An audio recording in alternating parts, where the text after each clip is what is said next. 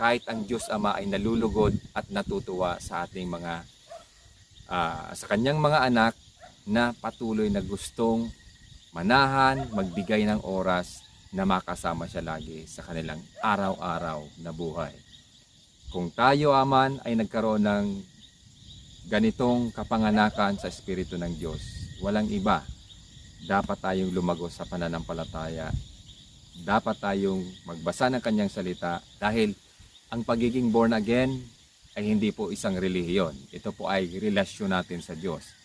Nang makilala natin ng lubusan ang ating Amang nasa langit, ang Panginoong Jesucristo na nagligtas sa atin, at ang banal na Espiritu na patuloy na nagpapatutuo sa atin na tayo ay kanyang mga anak.